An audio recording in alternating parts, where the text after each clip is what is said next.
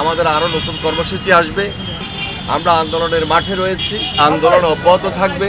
যে পর্যন্ত এই সরকার ক্ষমতা না ছাড়বে, যে পর্যন্ত কেয়ারটেকার অধীনে সরকার নির্বাচন না হবে, সেই পর্যন্ত আমাদের আন্দোলন চলমান আছে, আমাদের আন্দোলন চলমান থাকবে। আন্দোলনের মধ্য দিয়েই আমরা আমাদের অধিকারকে আদায় করতে সক্ষম হব ইনশাল্লাহ। এবং তারই ধারাবাহিকতা অনুযায়ী আগামীকাল শুক্রবার ঢাকা মহানগর দক্ষিণ বিএনপির মিছিলের প্রোগ্রাম রয়েছে, বিক্ষোভ মিছিল। এবং শনিবার যুবদলের একটি নির্ধারিত সমাবেশ রয়েছে। সেই সমাবেশ থেকে আমাদের আরও নতুন কর্মসূচি আসবে। সুতরাং আমরা আন্দোলনের মাঠে রয়েছি। এই বার্তায় আমরা পৌঁছে দিতে চাই সাধারণ মানুষের উদ্দেশ্যে, সাধারণ জনগণের কাছে, দেশবাসীর কাছে।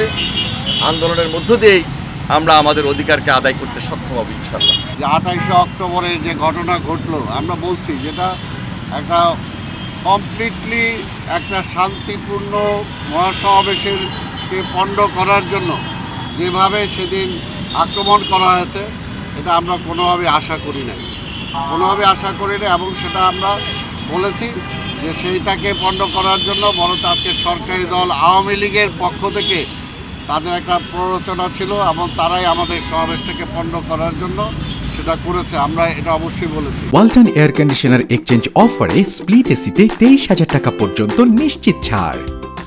শত শত সমাবেশ আমরা করেছি। কোনোদিন তো এখানে বাংলাদেশের প্রধান বিচারপতির এখানে বাসভবন আছে, কোনোদিন তো আমরা পার হয়ে পার্কে চলে গেছে আমাদের লোকজন, কখনো তো এরকম ঘটনা ঘটে নাই। কাজে আমাদের পক্ষ থেকে এই ধরনের কোনো ঘটনা ঘটে নাই। এটা উদ্দেশ্য প্রণোদিতভাবে করা হয়েছে।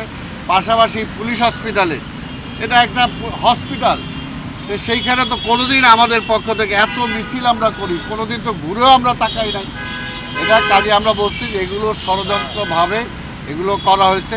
বিএনপি এগুলোর সাথে কোনোটা ইনভলভ না। এটা আমরা আবার আজকেও ওনাদের সামনে আমরা তুলে ধরার চেষ্টা করছি এবং বলেছি আমাদের বিষয়টা আমরা পরিষ্কার করার জন্য চেষ্টা করেছি।